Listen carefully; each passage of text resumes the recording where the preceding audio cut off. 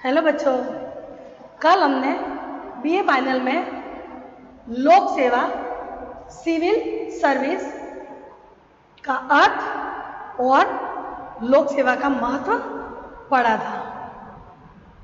आज हम पढ़ेंगे आधुनिक सिविल सेवा की विशेषता, यानी वर्तमान में जो सिविल सेवा है तो उनकी क्या विशेषता है। सिविल सेवा और लोक सेवा दोनों एक ही है। तो इसमें ये कहा गया है कि ये लोक सेवा को या सिविल सेवकों को कौन नियुक्ति देता है? सरकार द्वारा नियुक्ति दी जाती है और सरकार को चुनने के लिए जनता द्वारा सरकार को चुना जाता है। तो जनता द्वारा चुनने के बाद जो नेतागण है उनका कार्य होता है जनता के लिए कार्य करे, उनके कल्याण के लिए कार्य करे, लेकिन उनके पास टाइम नहीं होता क्योंकि वो अस्थायी होते हैं नेतागण। 5 साल के बाद उनको जाना पड़ता है, वापस भी आ जाए तो नए सिरे से होंगे। तो उनके नीतियाँ वगैरह सब बनाते लोगों के हित के लिए, कल्याणकारी कार्य के लिए। वो सारे कार्य किसको सौंपते हैं? लोक सेवा के। तो लोगों की सेवा के लिए ये परमानेंट वो अपने विवेक द्वारा, एग्जाम द्वारा वो नियुक्ति पाते हैं।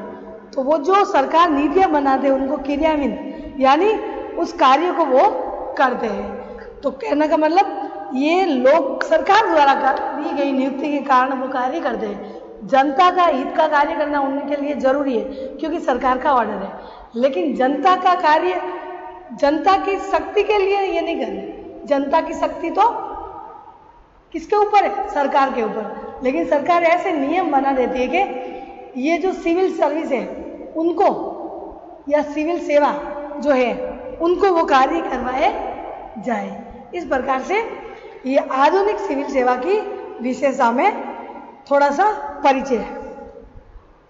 Doctor LD. वाइट के अनुसार लोक सेवाएं प्रशासनिक संगठन का ऐसा माध्यम है जिसके द्वारा सरकार अपने लक्ष्य को प्राप्त करती है। 17वीं और 18वीं शताब्दी की वह कार्मिक व्यवस्था जिसमें कि प्रशिक्षित तथा अवैतनिक वर्ग के लोक सेवक हुआ करते थे, यानी प्राचीन काल में अवैतनिक उनको वेतन नहीं दिया जा सकता है, उस समय नहीं दिया जाता क्योंकि प्रशासन संगठन का ऐसा माध्यम था और सरकार के लक्ष्य प्राप्त करना था।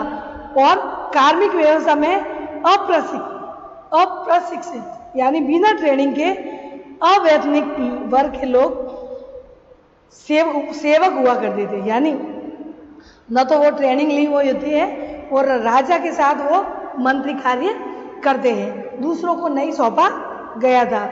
लेकिन जैसे जैसे आधुनिकता आई, जैसे जैसे परंपरा बढ़ती गई और लोकतंत्र सामने आया, तो प्रजातंत्र या लोकतंत्र सामने आया, तो लोकतंत्र का है कि जनता का शासन।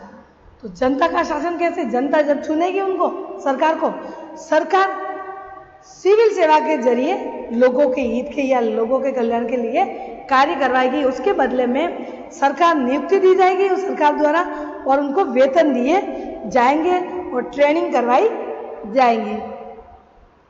वर्तमान समय के लिए अनुपयुक्त हैं। आधुनिक समय में तो कुशल प्रशिक्षण यानी कुशल और ट्रेनिंग किया हुआ होना चाहिए, प्रशिक्षण प्राप्त तथा सुनिश्चित व्यक्ति के एक ऐसे वर्ग की आवश्यकता जो कि राज्य की सेवा कर सके तथा योजनाओं एवं कार्यक्रम को लागू कर सके। कार्यों का विशिष्टीकरण तथा श्रम विभाजन वर्तमान वैज्ञानिक युग की विशेषता है, यानी वर्तमान में जो योजना राष्ट्रीय सेवा की योजना और कार्यक्रम लागू किए जाते हैं वो सरकार द्वारा लागू किए जाते हैं, नीतियाँ बनाई जाती हैं। और सिविल सर्विस जो वैज्ञानिक युग की विशेषता के आधार पर वो कार्य करते हैं, जनता के लोक कल्याण के कार्य करते हैं। अतः प्रशासन के विभिन्न कार्यों को पूरा करने के लिए तकनीकी योग्यता प्राप्त कर्मचारी नियुक्ति यानी कि इसमें कार्य को पूरा करने के लिए तकनीकी योग्यता और कर्मचारी की नियुक्त किए जाते हैं। आजकल तो हम देखते हैं कि लोक सेवकों के एक व्यावसायिक वर्ग के द्वारा शासन कार्य चलाया जाता है। ये कुशल प्रशासन आंकड़े एकत्रित करते हैं, अनुसंधान करते हैं और जनता की आवश्यकता को संतुष्टि करने के लिए योजना बनाते हैं। यानी अब नया ये ऐसा है, उनका व्यवसाय हो गया। अब सेवकों के ये सेवक के रूप में कार्य कर रहे हैं और उनका व्यवसायिक वर्ग हो गया, क्योंकि उनके वेतन के बदले कार्य करते हैं तो वो व्यवसायिक वर्ग हो गया।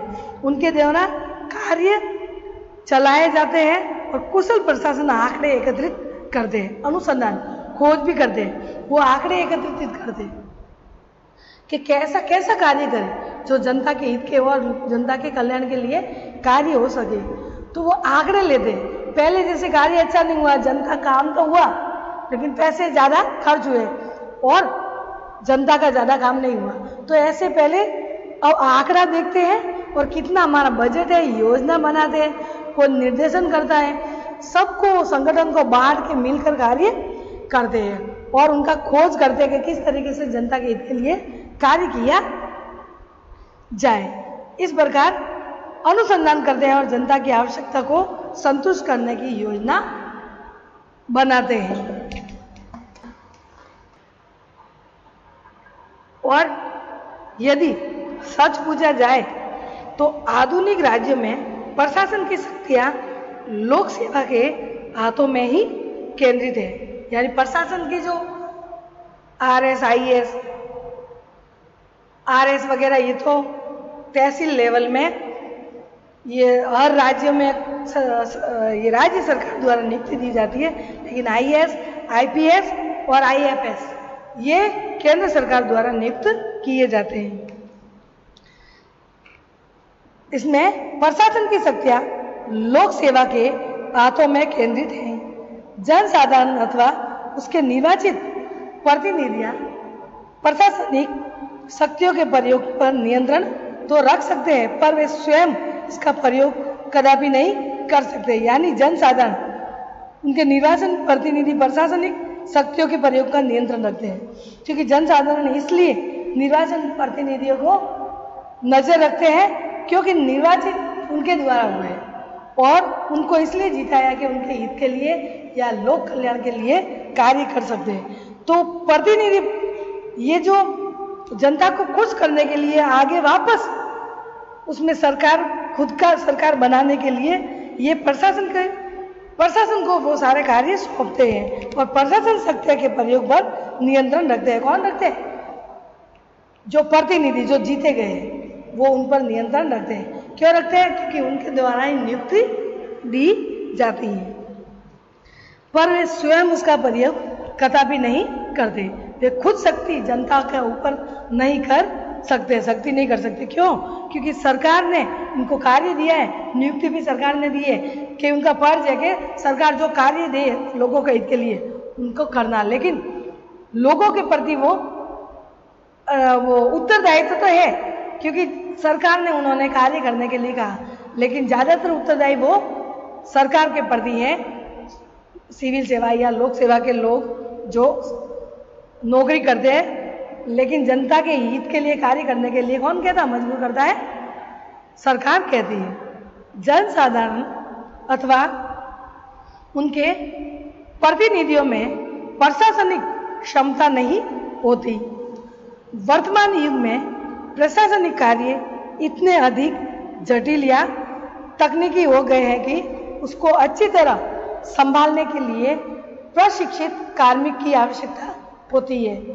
लोक सेवा ही वह वर्ग है जिसके पास प्रशासनिक समस्या के निदान के लिए आवश्यक तकनीकी ज्ञान उपलब्ध है। यानी कि जो जनप्रतिनिधि है उनको आवश्यकता है कि जो ट्रेनिंग किया हुआ उनको ये नियुक्ति दी जाए, तो उनके बदले में वो भर्ती नियुक्ति देते हैं। कौन देते हैं? सरकार। और नियुक्ति करने के बाद उनको ट्रेनिंग देते हैं, फिर बाद में उनको कार्य या लोगों की सेवा के लिए कार्य करने के लिए देते हैं। तो अब समस्या जटिल हो गई कि पहले ज़माने में, पुराने ज़माने में बिना प्रशिक्षण, बिना ट्रेनिंग के कार्य कर सकते थे, लेकिन अब नई तकनीकी आने के कारण बिना ट्रेनिंग के कोई कार्य नहीं कर सकता। इसलिए जो भी ट्रेनिंग कर रहा है या जिस क्षेत्र में करता है तो तकनीकी ज्ञान उपलब्ध होना बहुत ही जरूरी है। इसलिए सिविल सेवा का उद्भव हुआ। अब है आधुनिक सिविल सेवा की विशेषताएं। पहली विशेषता बताई गई है कुशल कार्यकर्ता, यानी जो जनता के हित के लिए कार्य करे वो कुशल होना चाहिए, तभी वो हित के कार्य कर सकेंगे। लोक सेवा ऐसे अधिकारियों का एक व्यवसायिक वर्ग है जो कि प्रशिक्षण प्राप्त है, यानी ट्रेनिंग किया हुआ है, कुशल, स्थायी तथा वैतनिक होते हैं। ये कुशल होते हैं। क्यों कुशल होते हैं? क्योंकि ये ट्रेनिंग करके आते हैं और स्थायी होते हैं। इनकी नियुक्ति के बाद जब रिटायरमेंट होगी तब तक वो कार्य करेंगे और रिटायरमेंट के बाद भी उनको पेंशन मिलेगी, यानी जिंदगी भर उनको ये स्थायी नियुक्ति दी जाती है। और वेतनिक होते हैं, यानी उनको हर महीने सैलरी दी जाती है, तभी ये कार्य करते हैं। उन अन्य शक्तियों के समान ही हैं जो भिन्न भिन्न व्यवसाय में व्यस्त हो रहते हैं। लोक सेवकों का व्यवसाय भी प्रशासन का संचालन करना होता है। उन्हें इस कार्य के लिए वेतन दिया जाता है। प्रशासन का कार्य करना ही सिविल सेवकों का पूर्णकालीन व्यवसाय है। यानी प्रशासन जो कार्य देते हैं सिविल सेवा के, सिविल सर्विस, वो कार्य देते हैं नौकरशाही लोक सेवा को। तो वो उनका कार्य है कि पहले तो सरकार देगी प्रशासन को, प्रशासन फिर आगे उनको कार्य देगी। इस प्रकार से लोगों के हित के कार्य किए जाते हैं। दूसरा है पद सोपान का सिद्धांत, यानी पद का सोपान किया जाता है। लोक सेवा का संगठन पद सोपान के आधार पर किया जाता है, जिसका अर्थ है उच्च एवं अधीनस्थ अधिकारियों की एक ऐसी सुदृढ़ एवं अनुशासित व्यवस्था जिसमें उच्च अधिकारियों द्वारा निम्न अधिकारियों का पर्यवेक्षण किया जाता है और प्रत्येक अधिकारी को अपने उच्च अधिकारियों की आज्ञा का पालन करना होता है। यानी पद सोपान, पदों को सौंप दिया जाता है कि कौन देता है? राज्य सरकार नियुक्ति, जैसी योग्यता के अनुसार वो पद प्राप्त करता है। उच्च और अधीनस्थ, उच्च तो वो होता है जो अधिकारी जो उनको कार्य देता है, और अधीनस्थ यानी उनके अंडर में कार्य करते हैं। उच्च के अंदर में वो कार्य करते हैं दूसरे, तो सब मिलकर जनता के हित के लिए ये कार्य करते हैं। तो पदों का सोपान किया जाता है। अधिकारी, उसके नीचे संगठन, उनके नीचे और, तो ऐसे ऐसे उनकी योग्यता के अनुसार पदों को सौंपा गया जाता है या सौंपा जाता है। तभी वो अपने अपने पद जिसकी ट्रेनिंग की गई है उसके अनुसार कार्य करते हैं। जैसे एक कंप्यूटर लिपिक है, तो दूसरों को अगर नहीं आ रहा तो वो कार्य कंप्यूटर वालों को ही देंगे, तो वही है कि तो वो कनिष्ठ लिपिक कहलाएगा। एक पटवारी है तो वो गांवों का वो कार्य सब भूमि वगैरह उनका कार्य करेगा। तो ऐसे ही जैसी जिसकी योग्यता है वैसे उनको बांटा जाता है। तीसरा है वेतनभोगी कार्मिक। इसमें लोक सेवाएं अवैतनिक कार्य करने वाले लोगों का संगठन नहीं है, यानी बिना वेतन के या बिना सैलरी के कार्य नहीं कर सकते, वरन इनके सभी सदस्यों को नियमानुसार निर्धारित वेतन प्राप्त होता है। वेतन की मात्रा पद के दायित्व, योग्यता, जोखिम, श्रम आदि के आधार पर निश्चित की जाती है। यानी उनको सैलरी दी जाती है, लेकिन उनकी पद कैसा है, उनकी योग्यता क्या है। जो उच्च योग्यता रखता है, जो बड़ा अधिकारी है, उनको ज्यादा सैलरी मिलेगी, और जो जोखिम बड़ा है कार्य है उनको उस हिसाब से दी जाएगी। लेकिन मानसिक रूप से कार्य करेंगे उनको ज्यादा पैसे मिलेंगे, वो तो पता है। और जो शारीरिक रूप से कार्य करते हैं वो तो लोक सेवा में आते नहीं, लेकिन उदाहरण दे रही हूँ कि जो शारीरिक रूप से जो मजदूर वगैरह कार्य करते हैं, वो कितना भी मेहनत करो, श्रम करो, उनको इतने पैसे नहीं मिलेंगे और छुट्टी में भी उनको पैसे नहीं मिलेंगे। तो यहाँ पर बुद्धिजीवी यानी मानसिक रूप से जो कार्य करेगा उनको सैलरी मिलेगी। मानसिक और शारीरिक दोनों उपलब्ध नियुक्ति की जाती है। तो कहने का मतलब उनका दायित्व, योग्यता, जोखिम, श्रम आदि के आधार पर वेतन निश्चित किया जाता है और हर साल महंगाई बढ़ता है और ऐसे महंगाई जैसे जैसे महंगाई बढ़ेगी वैसे वैसे इन सिविल सेवा के या लोक सेवा के सैलरी बढ़ती जाएगी। ठीक, चौथा पॉइंट है अनामता का सिद्धांत। यानी जो लोक सेवा के लोग कार्य करते हैं या आधुनिक सिविल सेवा के लोग कार्य करते हैं, उनके नाम से नहीं, वो पर्दे के पीछे रहते हैं। जैसे कि अनामता का सिद्धांत, लोक सेवक जो भी कार्य करते हैं बिना नाम के करते हैं, उन्हें अनामी रहना पड़ता है।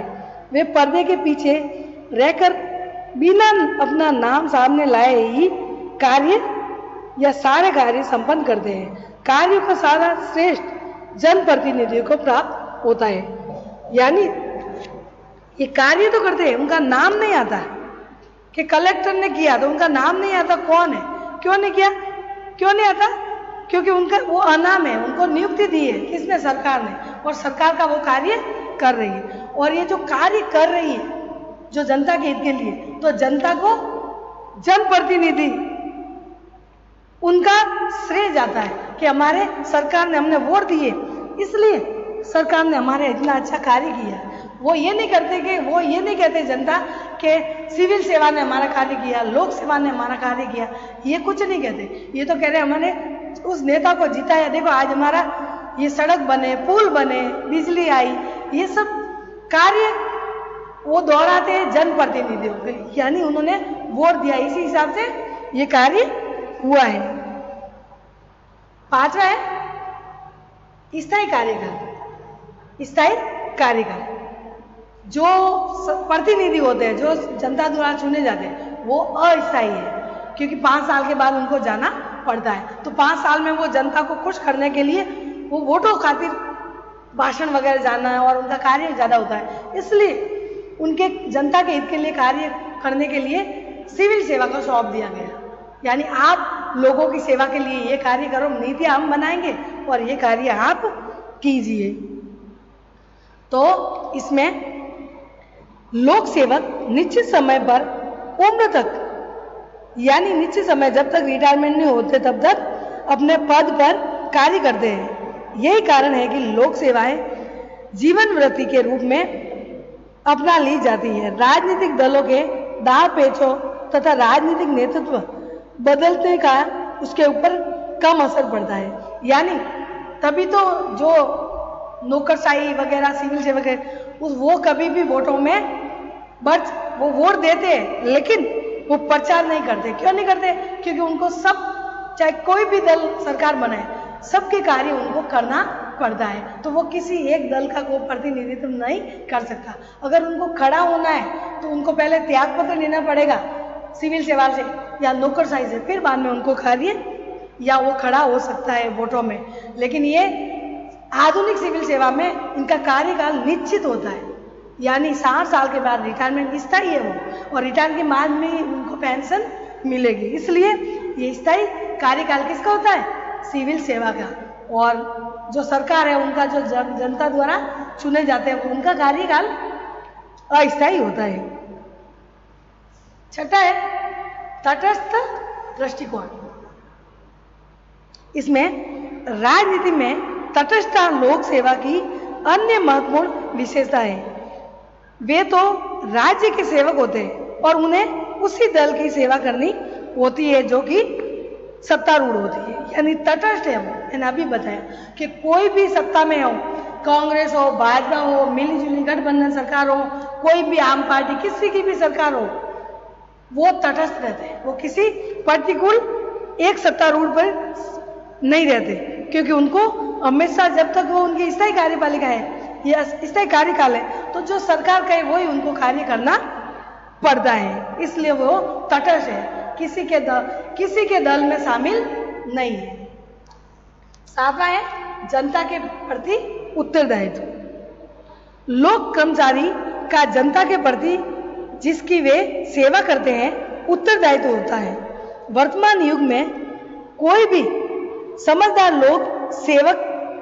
लोक सेवक जनता की अवहेलना करने का दुस्साहस नहीं करेगा, क्योंकि प्रजातंत्र में जनता ही वास्तविक संप्रभु होती है। यानी संप्रभु यानी सर्वोच्च शक्ति जनता के पास होती है। वस्तुतः लोक सेवक देश की संसद, न्यायपालिका और कार्यपालिका के नियंत्रण तथा निदेशक में उसे सौंपे गए कार्य संपन्न करना होता है। यानी सरकार के द्वारा किए गए कार्य उनको करना पड़ता है। तो जनता के प्रति उत्तरदायी इसलिए होते हैं कि सरकार ने उनको कार्य दिए, इसलिए जनता का वो कार्य करना बहुत ही जरूरी है।